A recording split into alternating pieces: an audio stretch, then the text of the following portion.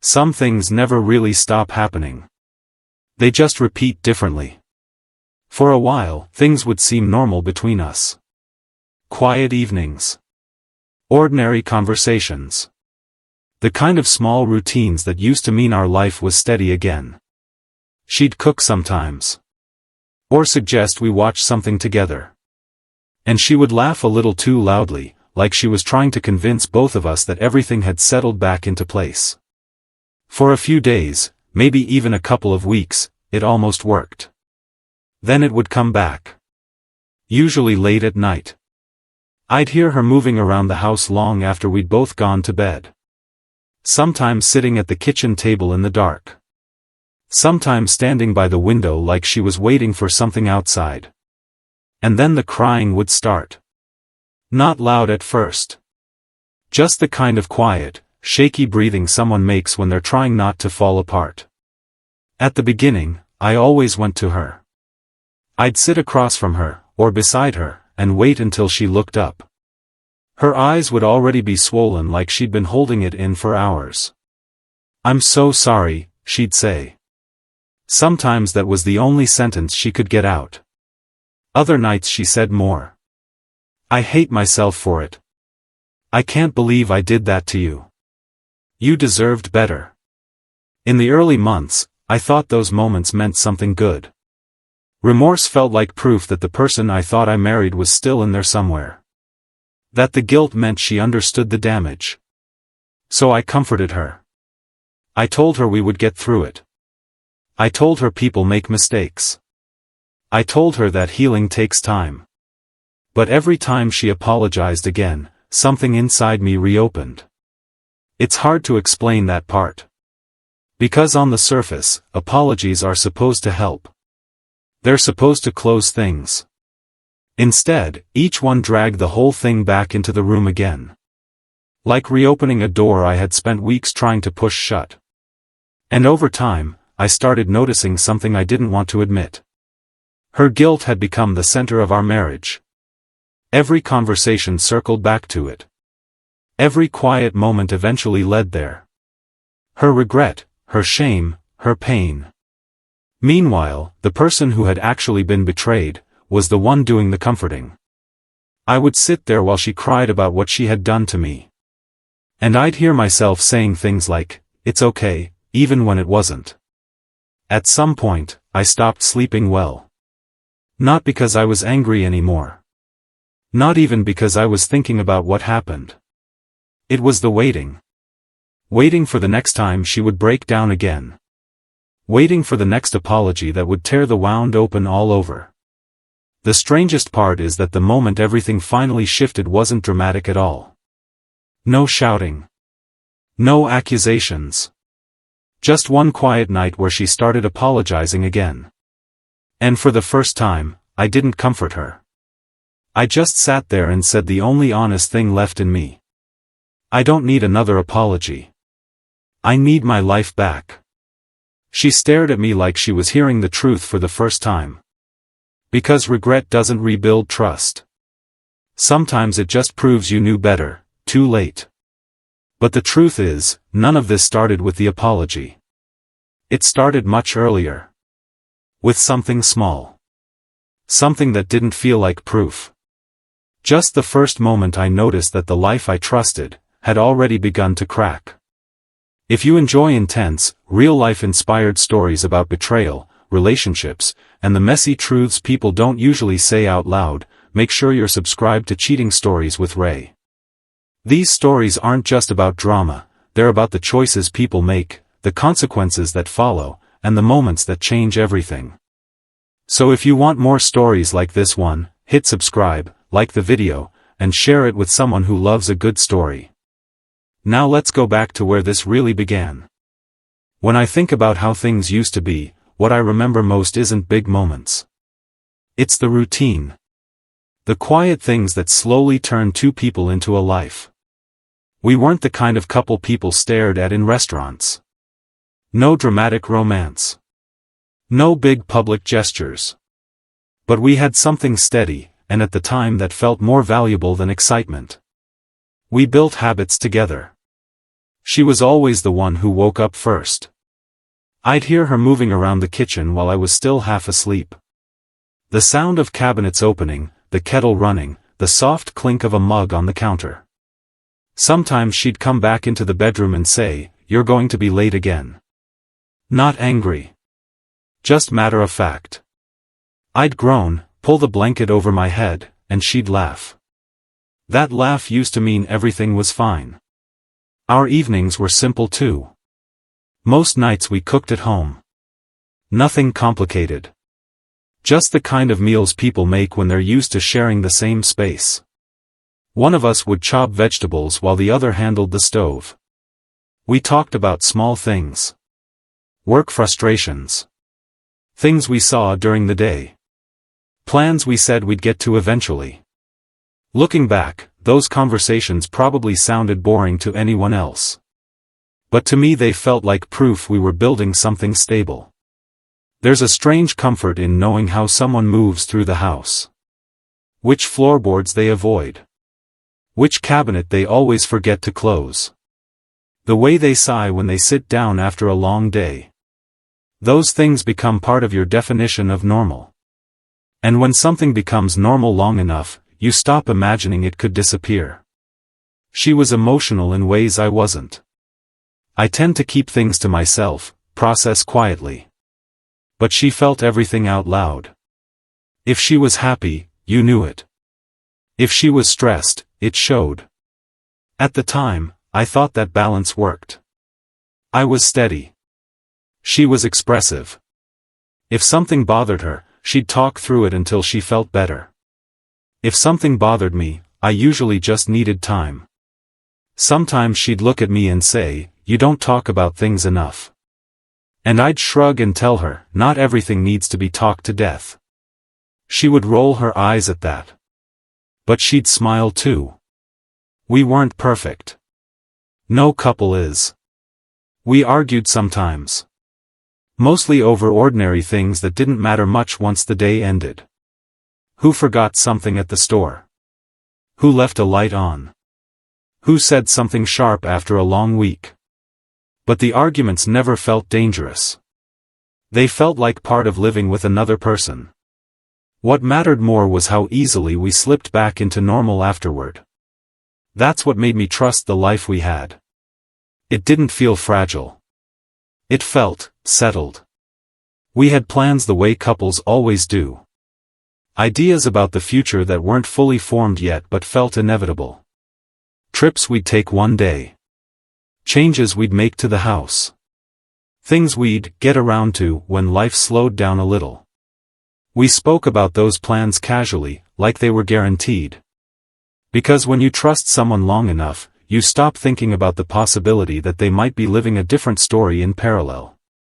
I believed what we had was simple. Two people who chose each other every day.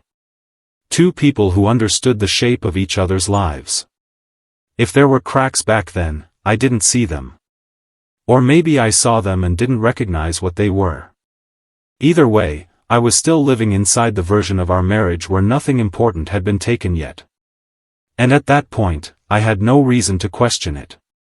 At least, that's what I told myself.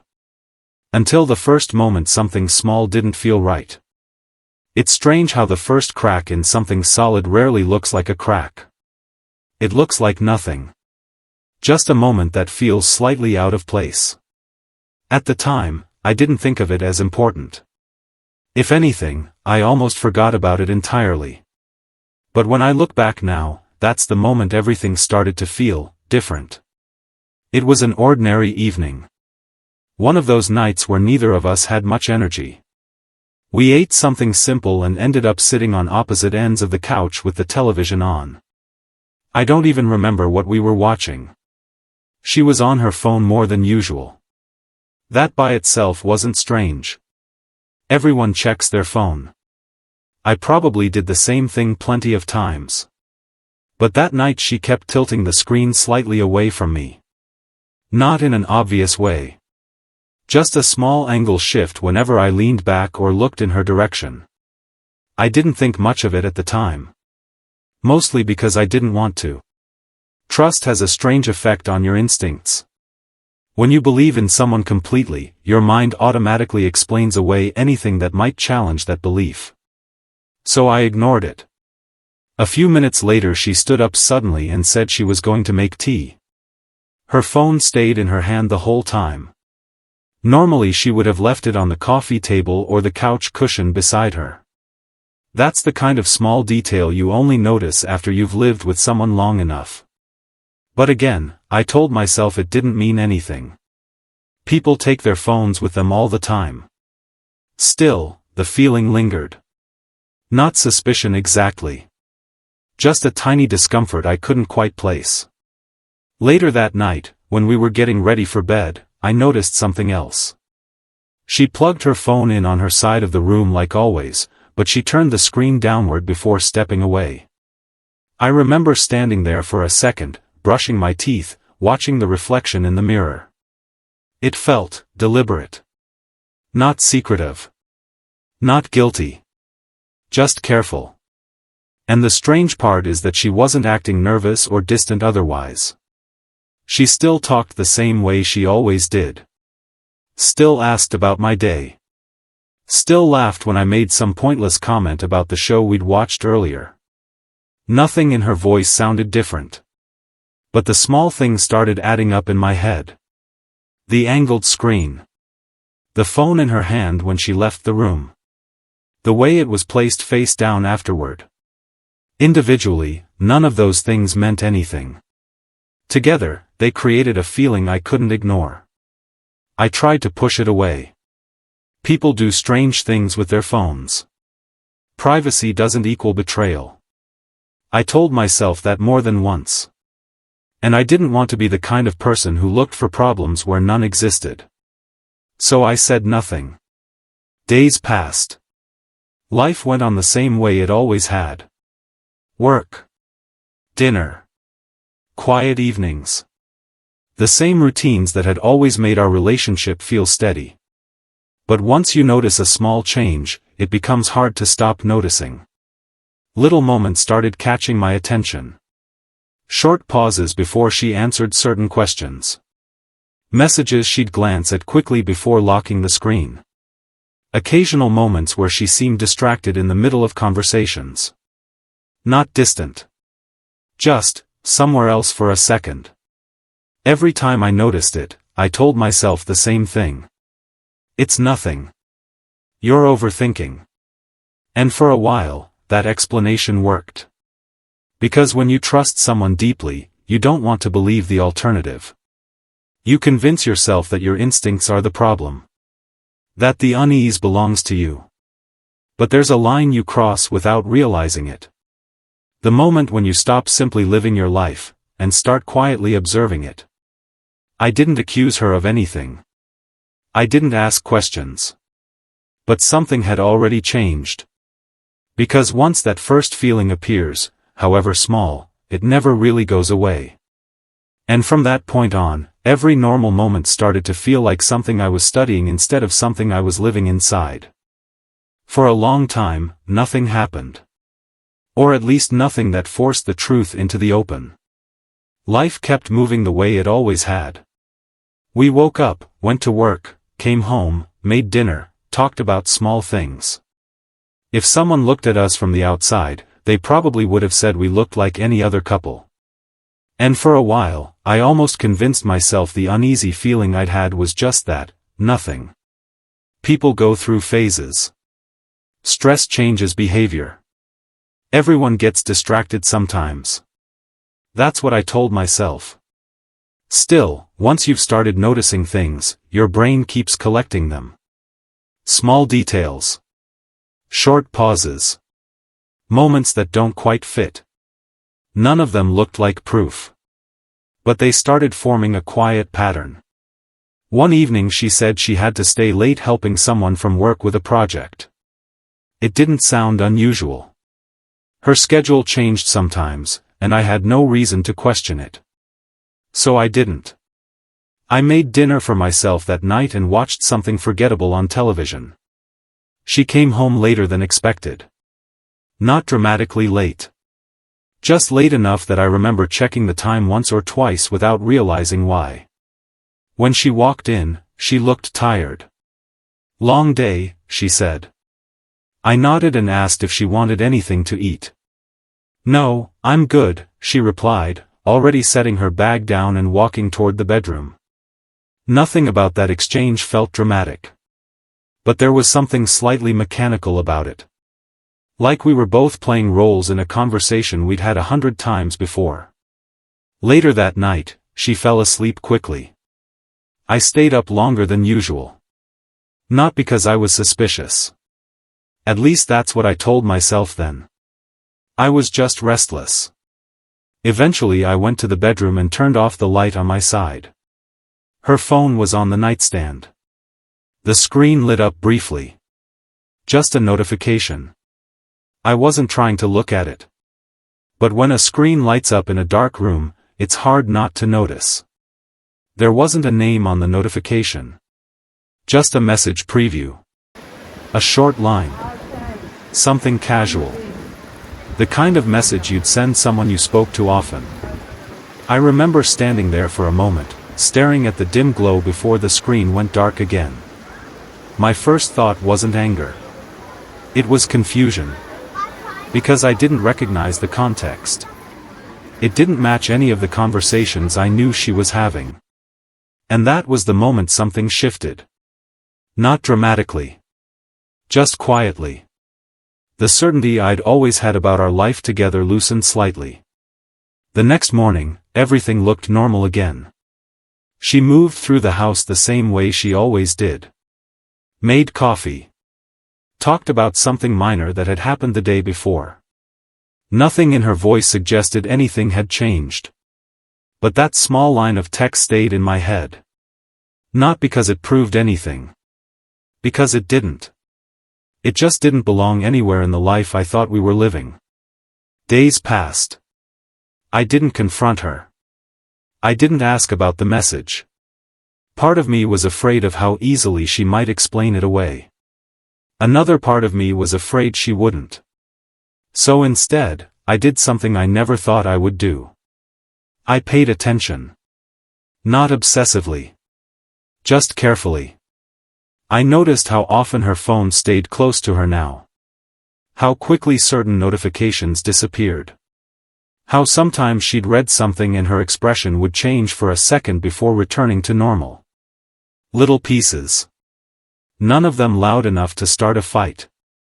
But enough to slowly shift the ground under my feet. Then one evening, almost by accident, the pattern stopped being abstract. It became clear. There wasn't some dramatic confrontation. No shouting. No thrown accusations. Just a quiet moment where two different versions of reality collided. I saw enough to understand what had been happening. Not every detail. Not every conversation. But enough. And once you reach that point, the strangest thing happens. The anger doesn't arrive immediately. First comes silence. A kind of stillness where your brain tries to rearrange everything you believed about the person standing in front of you. She noticed something was wrong. "Are you okay?" she asked. I remember looking at her for a long time before answering. I didn't yell. I didn't accuse. I just said, quietly, "Is there something you want to tell me?" The look on her face changed almost instantly. Not panic. Not exactly. But recognition. Like she suddenly understood that whatever line she thought hadn't been crossed yet, already had. And in that moment, before either of us said anything else, I realized something that mattered more than the details themselves. The truth had been living in our house for a while. I had just been the last one to see it. If you're listening and stories like this feel painfully familiar, you're not alone. On Cheating Stories with Ray, we share real-life inspired relationship stories about betrayal, secrets, and the complicated emotional aftermath people rarely talk about openly. If you want more stories that explore the messy side of relationships, the decisions, the regrets, and the moments that change everything, make sure you subscribe, like the video, and share it with someone who loves deep, honest storytelling. Now, because what came after the truth was something I wasn't prepared for at all. The first thing she said wasn't a defense. It wasn't an excuse either. It was just, "I'm sorry." Not rushed. Not dramatic. Just quiet. At the time, that almost made it worse. Because when someone immediately admits they've done something wrong, there's no room left for the part of your mind that wants to believe you misunderstood. I remember sitting across from her at the table, feeling like the room had gone strangely quiet. Not physically quiet. The refrigerator was still humming. A car passed outside. Somewhere in the building next door someone dropped something heavy. But inside my head, everything had slowed down. She kept talking.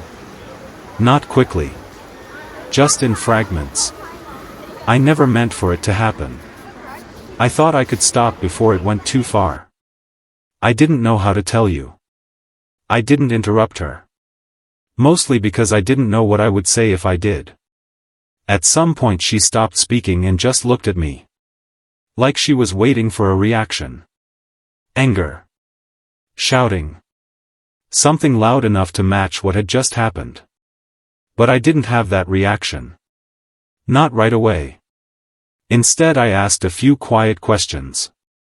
Not about every detail. Just the ones that mattered enough to change how I saw things. The answers came slowly.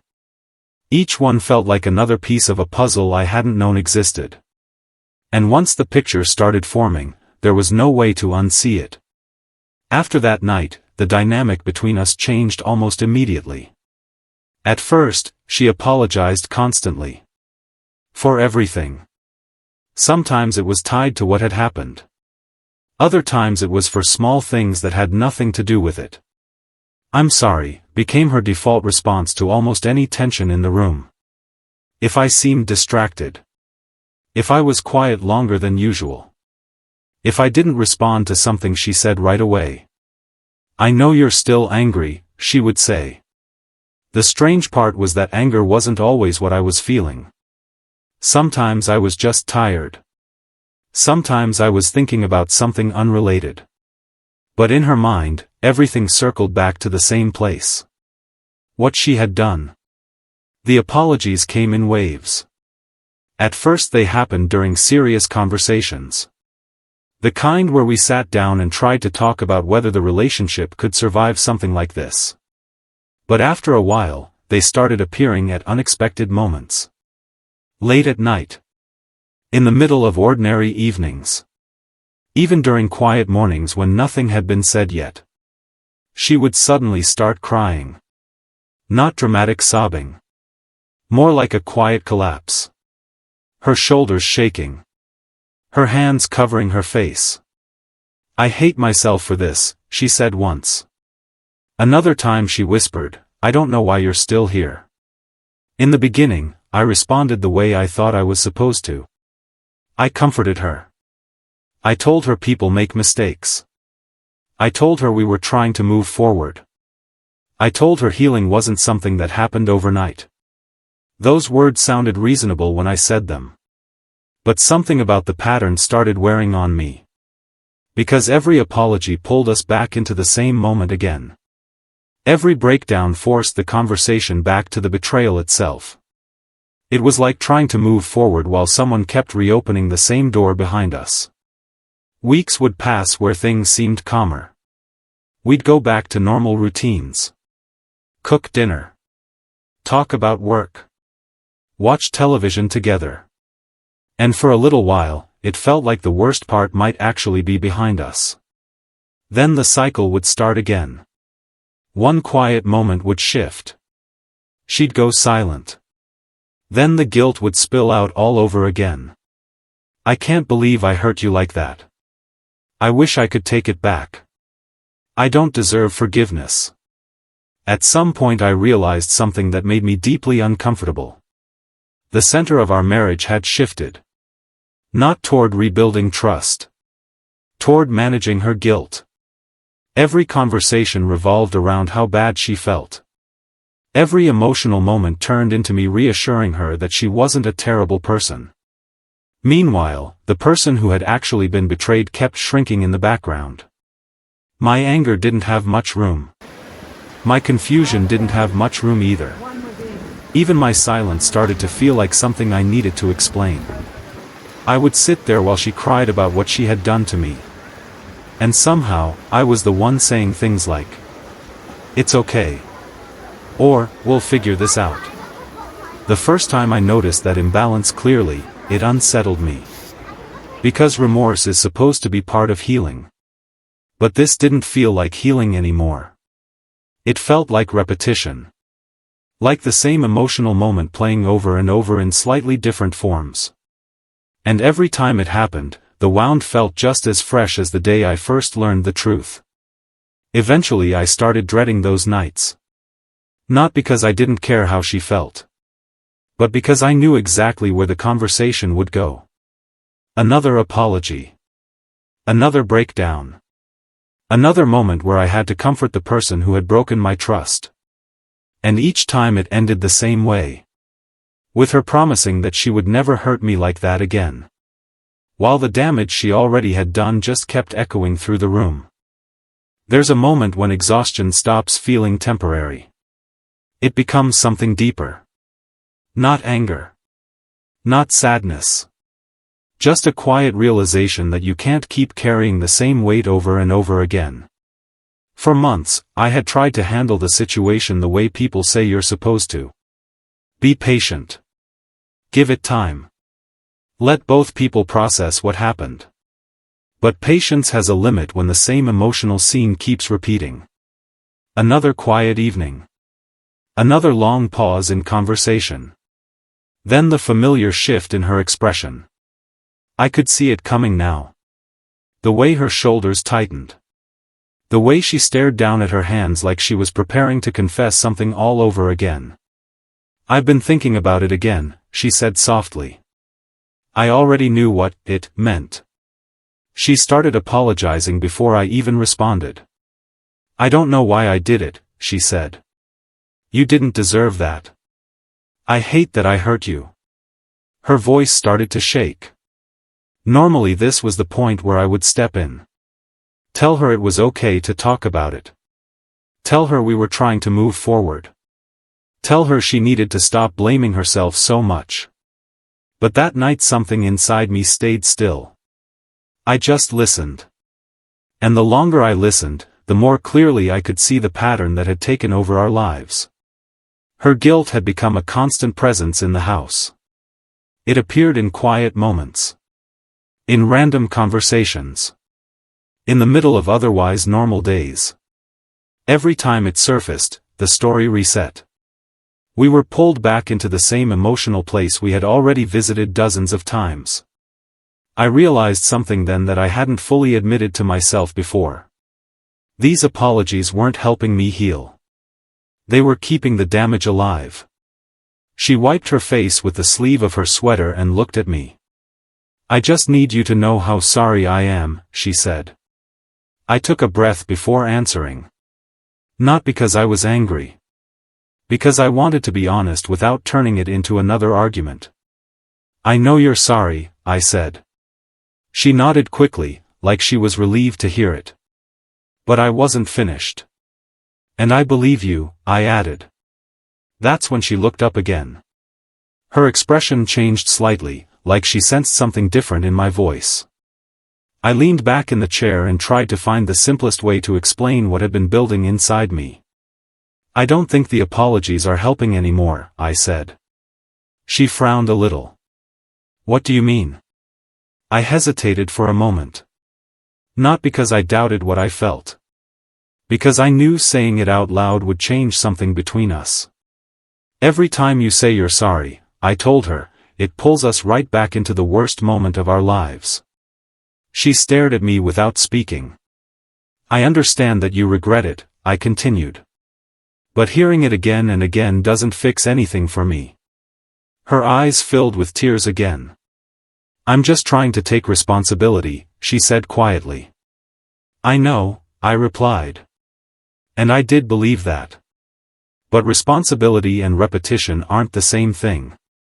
I looked down at the table for a second before finishing the thought that had been sitting in my chest for weeks. I don't need another apology, I said. The room felt heavier after those words. She waited for me to say something else. So I did. I need my life back. She didn't respond right away.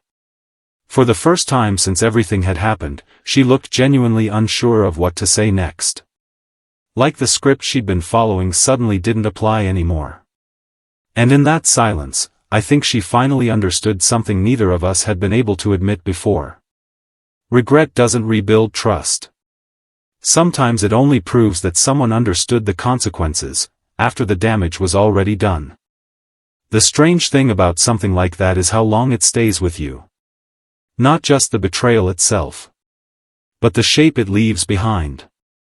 After that night when I finally told her I didn't want another apology, the house became quieter in a way I hadn't experienced before. Not peaceful quiet.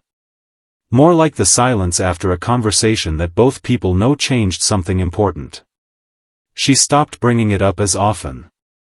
The breakdowns didn't disappear overnight, but they became less frequent. When they did happen, she caught herself faster. Like she was trying to respect the boundary I'd drawn, even if the guilt was still there. I could see it sometimes. The way she'd start to say something, pause, then swallow the words. Part of me felt relieved. Another part of me wondered if the damage had already settled too deeply for things to feel normal again. Because the truth about trust is that once it changes, it doesn't really go back to the way it was. You can rebuild something new. But it won't be identical to what existed before. For a while, we moved carefully around each other.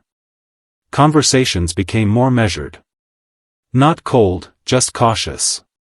Like two people learning how to live inside a house after discovering a crack in the foundation. The routines were still there. Dinner. Work. Quiet evenings. But something underneath them had shifted. I noticed it most in the small moments. When she left the room with her phone, my brain still registered it. When she came home later than expected, there was still a flicker of something in the back of my mind. Not suspicion exactly. Just awareness. That's the part no one talks about when they talk about forgiveness. Even if you decide to move forward, your mind remembers the version of reality that turned out not to be true. And once that realization exists, you can't erase it. You just learn how to live beside it. Over time, I started understanding something about regret. Real regret isn't loud. It doesn't demand attention. It doesn't keep repeating the same apology hoping the other person will finally say the right words back. Real regret looks quieter than that. It shows up in changed behavior. In patience. In someone accepting that rebuilding trust may take longer than they wish it would. But even then, there are limits. Because some damage happens long before the apology arrives. And by the time regret appears, the version of the relationship that existed before is already gone. I think she eventually understood that. Not all at once. But gradually. There were moments when she looked at me with the kind of awareness people get when they realize they can't undo something important. Not fix. Not rewind. Just live with it. As for me, I stopped trying to measure whether things were fully repaired.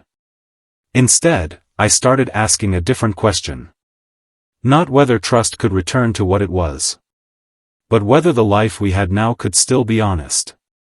Because that's the thing about discovering the truth too late. It changes more than just the moment you found out. It changes how you understand everything that came before it. And sometimes the hardest part isn't the betrayal itself.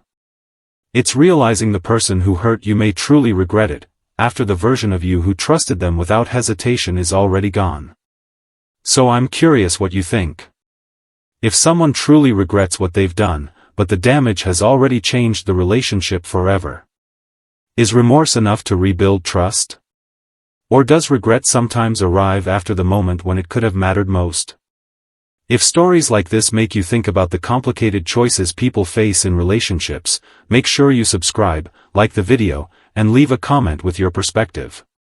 Because everyone sees these situations differently. And sometimes the hardest questions don't have simple answers.